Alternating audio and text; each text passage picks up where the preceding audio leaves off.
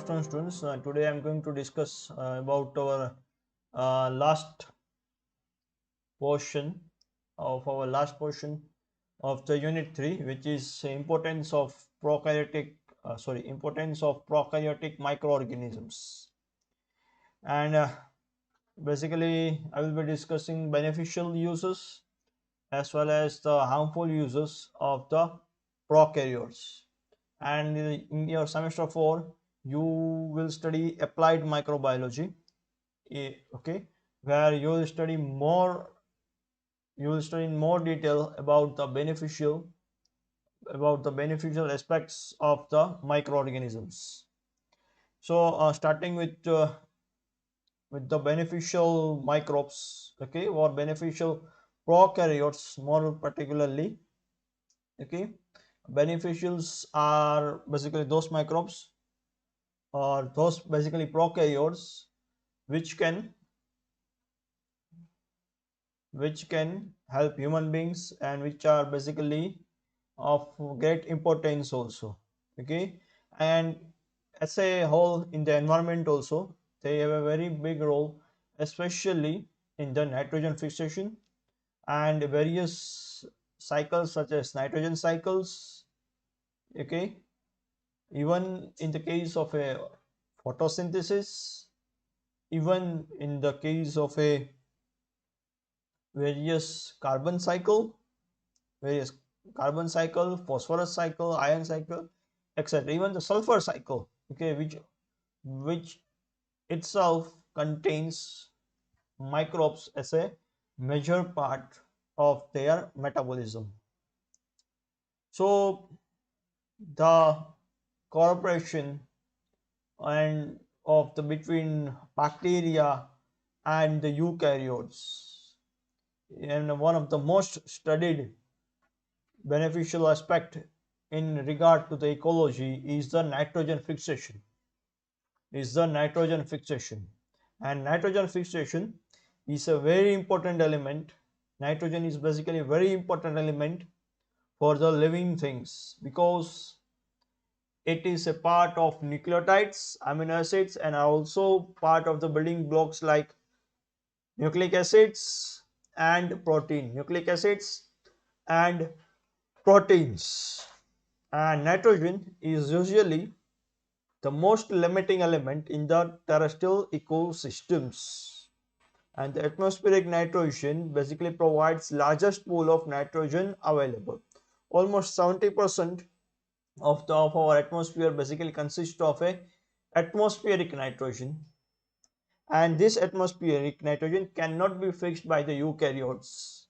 Okay, by various plants specifically. It can be fixed by various algae, but not the plants. But these microbes, where bacteria, especially nitrogen fixing bacteria, can fix this atmospheric nitrogen. Okay, and basically they convert atmospheric nitrogen into ammonia. Okay, and this ammonia can be now absorbed by the plants and various other organisms also. And yes, abiotic nitrogen fixation also occurs. Okay, it occurs it may be due to the result of a lightning or by an industrial process. So the second main use of the prokaryotes is to clean our planet. Okay, is to clean our planet, and one of the most important role for the cleaning is basically a technique named bioremediation.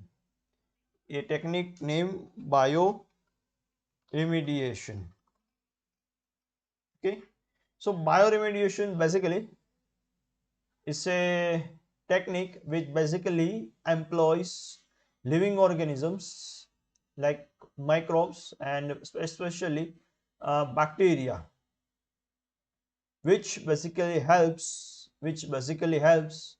in the removal which basically helps in the removal of harmful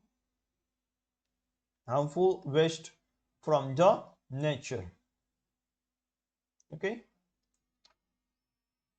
so the bioremediation basically removes contaminants, pollutants, toxins from the soil, water and other environments. From the soil, water and other environments.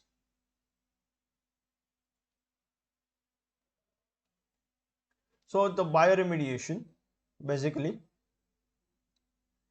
a microbial bioremediation is the use of prokaryotes to remove pollutants, and the bioremediation have been used to remove agriculture chemicals also, which are in a higher concentration and can leach the soil from the groundwater and the subsurface. Okay, you will study more in more detail regarding bioremediation in your semester 4.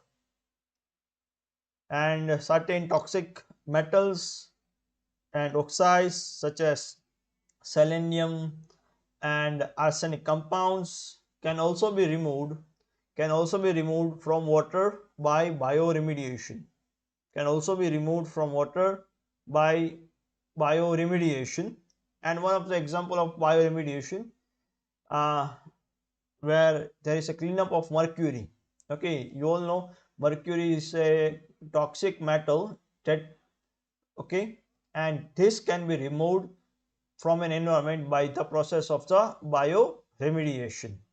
And mercury is present as an active ingredient in various pesticides and is also used in industries, and also is a byproduct of certain processes battery such as battery production.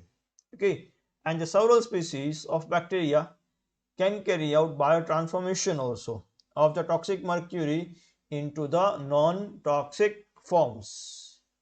And these bacteria such as Pseudomonas aeruginosa can convert mercury into elemental HgO, and which is basically non-toxic to human beings. Okay, so these are the basic uses of the microbes. Okay, so how basically which are the bacteria which are involved? Okay, this lecture is more over like a generalized lecture. Okay, because it's a very vast topic, importance of prokaryotes. Okay, if you want to note down, you can note down some of the examples. Okay, while I discuss with you, the cyanobacteria are one of the most important nitrogen fixers and also most important for the photosynthesis.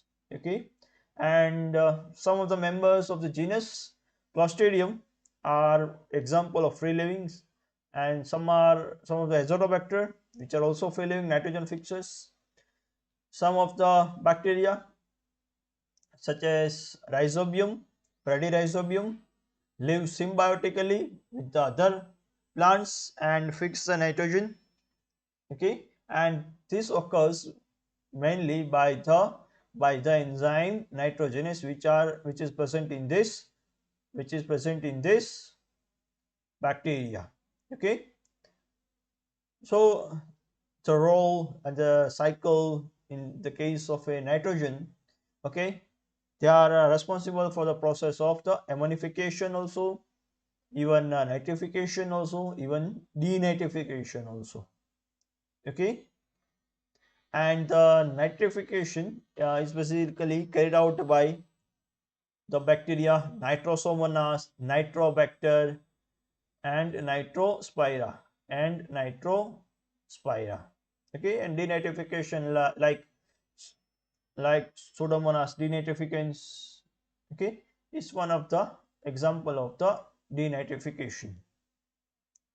Okay, now in the case of bioremediation, okay, certain toxic metals and oxides which are of selenium and arsenic can be removed from the water by bioremediation. Okay, mercury can also be removed by bioremediation. Okay, And one of the most useful and the interesting example of the use of prokaryotes for the bioremediation purposes is the cleanup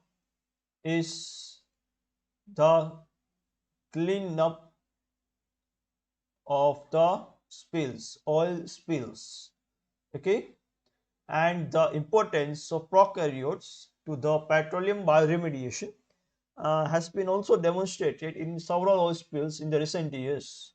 Okay, for example, a oil spill in the Alaska, in the Spain, in the Gulf of Mexico, in the Mediterranean regions. Okay, these are the places where oil spills have been treated using the bacteria. So to clean up these spills, basically bioremediation is promoted by addition of inorganic nutrients, by addition of inorganic nutrients that help the bacteria to grow, and the hydrocarbon degrading bacteria which basically feeds on the hydrocarbons in the oil droplet, which basically break down the hydrocarbons also. And now please have a look at the photo of the bioremediation of the oil.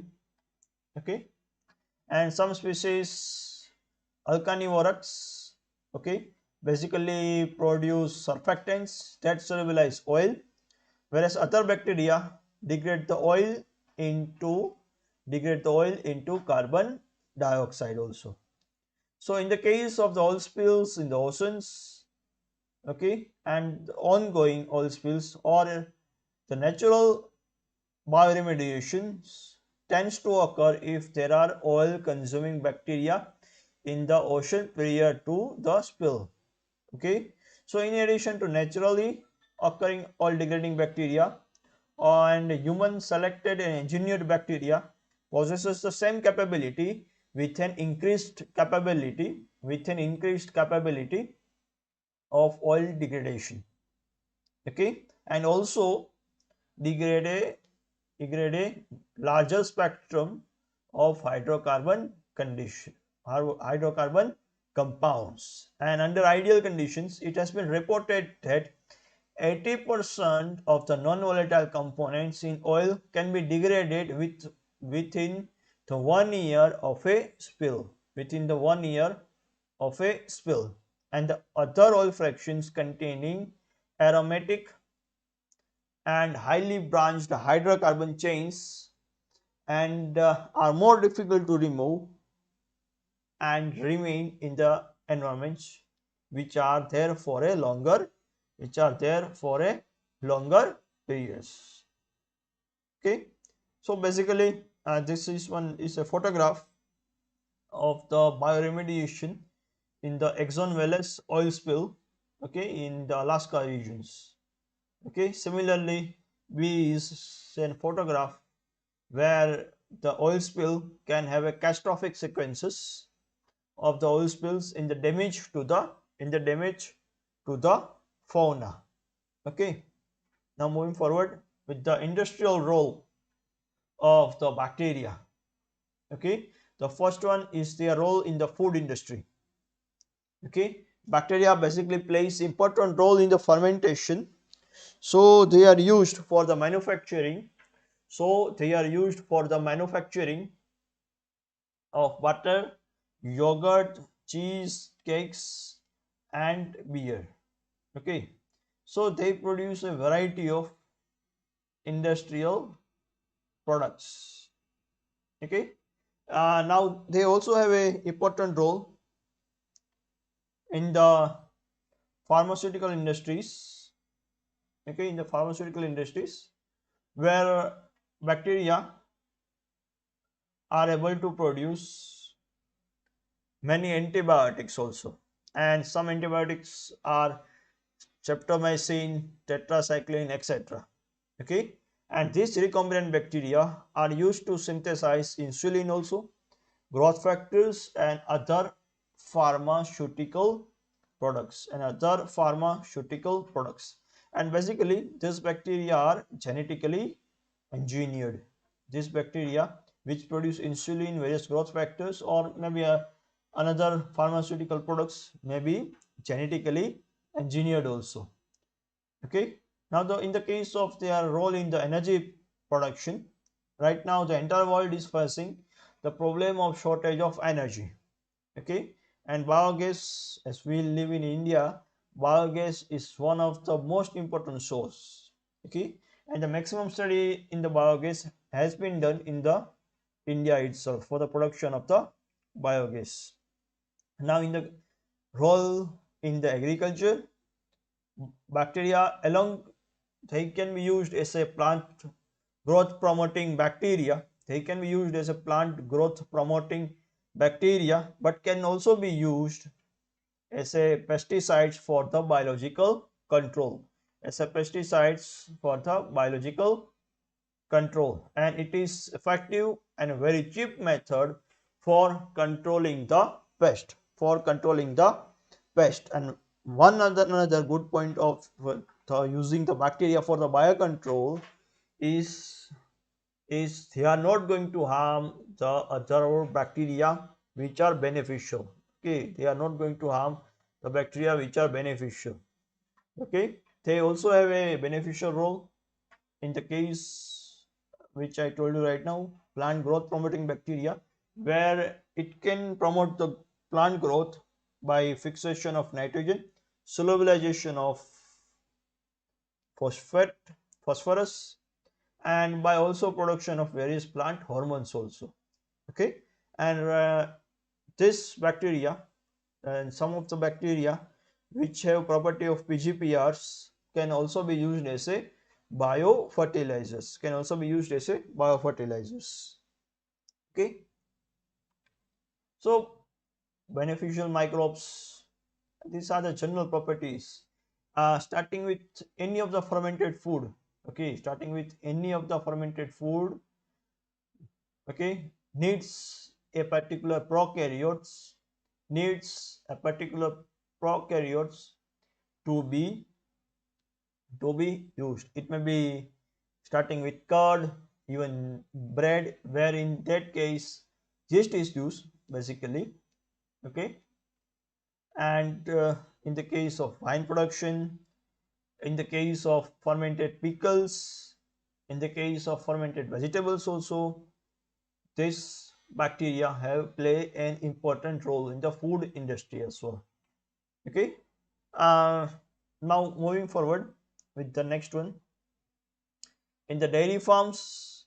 Okay, in the dairy farms, basically bacteria are used to prepare a silage for the dairy animals. And what is silage? It's simply a fermented grass which is used as a fodder. Okay, it is simply a fermented grass which is used as a fodder. In the mining industry, okay, in the mining industry, many bacteria are used for the extraction of metals from the mine, and now recombinant bacteria have been also prepared. Okay, and they also help in the bioextraction of various harmful as well as useful metals also. Okay, because of their selectivity to extract metals from the raw ores, and their role in textile industry. Okay, bacterium like Clostridium are used for retting of hemps, jute and flax, and this bacteria basically separates fiber, and these fibers are used for making clothes and ropes. Okay, leather industry, bacteria are also used for preparing the commercial leather. You must have a question, how come bacteria are used in the textile and leather industry where a city is being dumped? Okay, basically there are three main stages: primary, secondary and tertiary stage of the wastewater treatment. Primary, secondary and tertiary stage of wastewater treatment, of which a secondary stage of the wastewater treatment basically employs variety of bacteria. Okay, variety of bacteria for the treatment of the sewage, Now their role of bioremediation we have already discussed. They are also used in tobacco industry for drying tobacco leaves, and these leaves are basically used. These leaves are used for preparation of the harmful uses. You all know bacteria cause diseases. Bacteria cause diseases.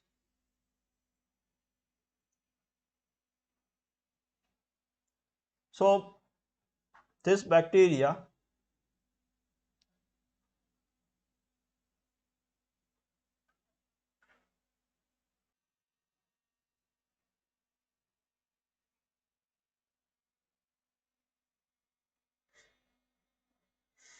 okay, I am online again. So this bacteria,